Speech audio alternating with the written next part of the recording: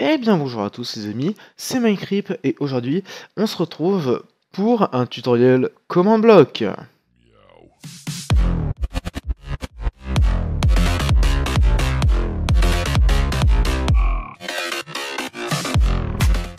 Donc aujourd'hui je vais vous montrer comment on va faire pour cacher son pseudo quand on est sur des serveurs. Ou même en solo, mais sur le solo ça n'a pas franchement d'utilité.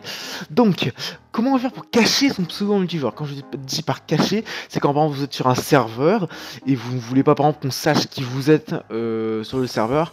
Malheureusement on verra votre skin, mais vous pouvez changer votre skin, ça y a pas de problème. Mais votre pseudo, si par exemple on n'a pas de plugin, on peut faire slash par exemple nick pour modifier son pseudo. On n'a pas franchement de possibilité, sauf si on peut le modifier par Mojang, mais c'est une fois tous les mois, et c'est pas franchement terrible. Donc je vais vous montrer aujourd'hui comment on fait pour cacher son pseudo quand on est en partie. Donc, on a ici une petite série de command blocs pour vous faire une sorte d'exemple. Et vous voyez par exemple, lorsque je suis en multijoueur, les autres me voient comme ça. Donc on a mon joueur avec mon pseudo au-dessus de moi. Là, pour faire le pseudo ici, j'utilise un mode, mais vous inquiétez pas. Si vous voulez, je vous mets le lien du mode dans la description. Et comment on a les gens me voient comme ça quand je suis en multijoueur. Et comment je vais faire pour me changer? Je vais appuyer sur ce bouton. Et voilà, donc ça cache entièrement votre pseudo, ça les remplace par des signes qui vont dans tous les sens, des trucs comme ça, on est sûr qu'on ne peut pas avoir votre pseudo.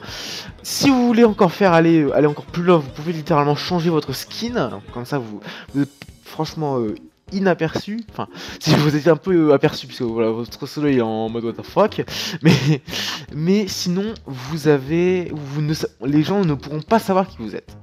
Donc bien sûr, on peut forcément bien sûr changer autre que la couleur rouge comme ici. Par exemple, j'ai quelques exemples. On peut par exemple passer de rouge, on peut mettre du orange, on peut mettre du vert, on peut mettre du bleu. Ou par exemple, on peut aussi mettre par exemple les caractères en gras. Ou par exemple les soulignés, les barrés ou des trucs comme ça. On a dans, par exemple si on add une team, par exemple, Scoreboard Teams add, on va les faire test. Je vais ajouter une team dans mon monde. Je vais joindre ma team. Ouais, voilà. Et par exemple, si vous savez, on va dans les scoreboard, teams, options, on va dans les options des teams. On entre le nom de la team où on veut aller dans les options. On peut aller dans couleur, donc color. Et on peut rentrer. On a toute une liste de sortes de couleurs qu'on peut mettre. Par exemple, si je mets un aqua, par exemple, vous voyez que mon nom est en aqua. Et ben toutes les couleurs de Minecraft peuvent être mises pour vous cacher comme ça. Et bien sûr, si vous voulez enlever votre pseudo, vous pouvez juste hop, quitter votre team. Donc, on se retrouve tout de suite pour la partie tutoriel. Donc, comment ceci marche? Donc, pour ceux qui ont déjà un peu touché à tout ce qui est code, redstone, command block, etc., vous aurez peut-être deviné, puisque vous le savez peut-être, et on va utiliser un logiciel qui s'appelle NBT Explorer. Donc normalement, si vous suivez à peu près actualité, tout ce qui est Minecraft, etc., vous avez peut-être entendu parler de ce logiciel. C'est un logiciel qui vous permet de de rentrer dans tous les fichiers de vos maps de Minecraft, dans les fichiers que vous n'avez pas de base accès avec votre explorateur. Donc on a ici, ça c'est ma map avec laquelle j'ai utilisé pour la présentation, et je vais vous montrer. Donc on va ouvrir NBT Explorer et on va mettre la map. Donc là on a tous les dossiers de ma map. Donc par exemple, si je peux aller dans le level.dat et je peux aller dans tout ce qui est règles de ma map. Donc par exemple, on peut aller prendre le spawn en X, Y, Z, la difficulté, si on accepte les commandes, etc., etc., etc.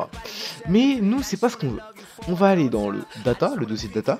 On va aller dans le dossier scoreboard, à nouveau data. Et là, on va avoir objectif, player score, teams. Qu'est-ce que ça représente? Objectif, ça va représenter le nombre, avec tous les fichiers des objectifs avec des scores que vous avez sur votre serveur ou votre map. Les player scores, c'est la même chose pour tout ce qui est score au niveau des joueurs. Et là on a les teams. Les teams, c'est ce qu'on va aller voir. Ça va être toutes les teams répertoriées qu'on a dans notre monde. Et donc là on va aller ouvrir des dossiers. Par exemple, on va aller dans le premier. Qu'est-ce que c'est? C'est hide. Donc hide, on a tout. Là on a accès aux options de hide. Et qu'est-ce qu'on a? Par exemple, on peut aller avoir dans les si on peut avoir le Friendly Fire, si on peut voir les les gens invisibles de la team, etc., le nom, etc. Et là, on a ici ces deux cases qui nous intéressent mais qui sont très importantes. Qu'est-ce que c'est? Ce sont le préfixe et le suffixe. Donc, à quoi ça va nous servir? Comment? On a, lorsqu'on par exemple, si on va prendre un exemple d'un serveur comme Epicube, et par exemple sur Epicube, quand vous voyez par exemple un modo, un modérateur, vous voyez par exemple vous voyez un grade où c'est marqué entre crochets modo avec une couleur, etc. Et après son pseudo. Et en fait, on peut faire ça en vanilla et ça repose à peu près sur le même principe. Et en fait, on utilise des préfixes et des suffixes et lorsqu'on va on va les éditer par exemple ici, et on a ici un petit code qui est paragraphe 6, paragraphe K. Qu'est-ce que représente paragraphe 6 et paragraphe K? Donc, dans Minecraft, vous avez des codes couleurs. Avec les codes couleurs qui sont représentés par plusieurs plusieurs façons, soit avec tout ce qui est paragraphe quelque chose après pour tout ce qui est code comme NBT Explorer.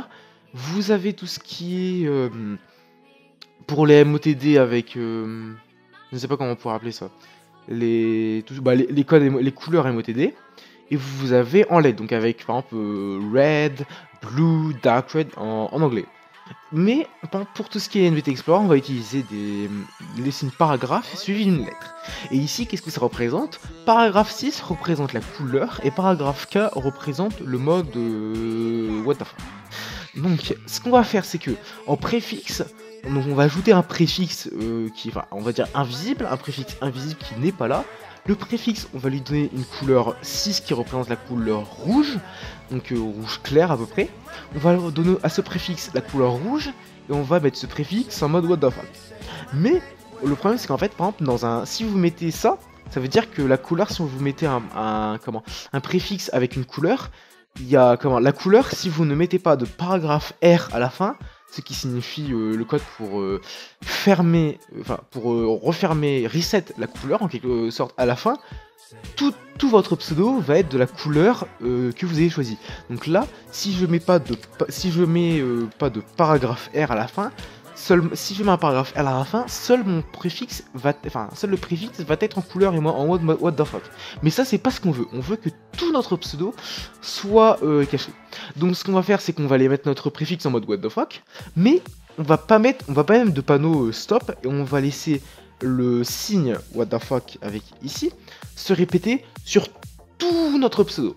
Et ce qu'on va faire, c'est que ça va mettre notre pseudo tout en mode what the fuck et avec le S6 en couleur. Donc c'est à peu près comme ça que ça marche. Bien sûr, vous pouvez... Il y a aussi la technique avec les suffixes, mais les suffixes c'est après le pseudo, ça ne peut pas toucher à tout ce qui est avant, donc ça ne sert un peu à rien. Et par exemple, si on va aller dans les... Par exemple, i4 qui représente par exemple la couleur 9, vous voyez ici, la couleur 9 qui représente un bleu clair si je ne me trompe pas. Si on va dans... Là on a i2, je chercherai i3 s'il vous plaît. i3, voilà.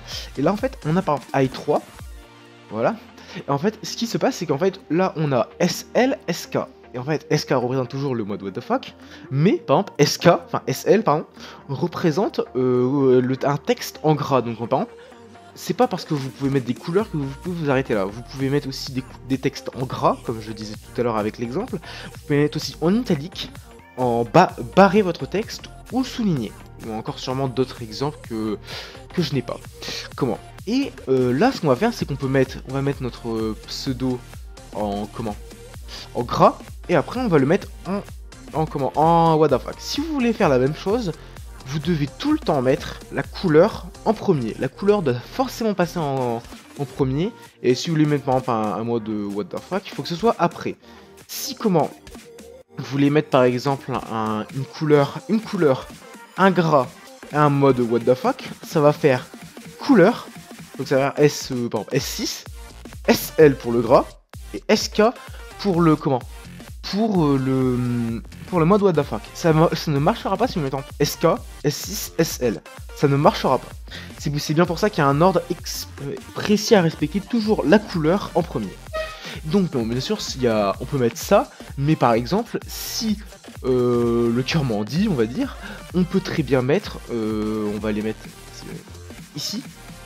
On va aller prendre le préfixe, je vais aller ouvrir Sur le côté, malheureusement, vous ne le verrez pas, je vais quand même vous mettre un lien dans la description avec comment un tableau pour aller voir comment tout ce qui est les codes. Par exemple, là j'ai mon tableau à côté de moi, on peut mettre par exemple un texte en violet, par exemple avec S5, ce qui représente le violet ou le rose foncé on va dire.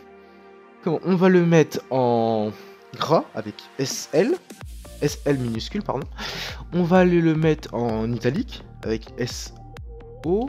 Si je me non, je pense pas que l'italique marchera. On va mettre en gras, on va le mettre en en souligné avec SN. Et finalement, on va les mettre un SK pour le mettre en mode what the fuck pour cacher notre pseudo.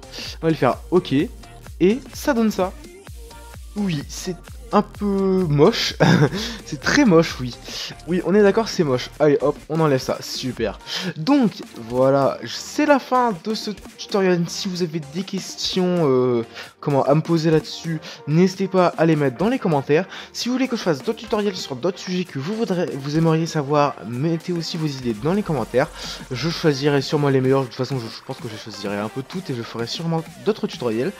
Et bah moi je vous dis, si vous avez aimé, n'hésitez pas à liker, à commenter, à partager. Et bien moi je vous dis à la prochaine, allez, salut!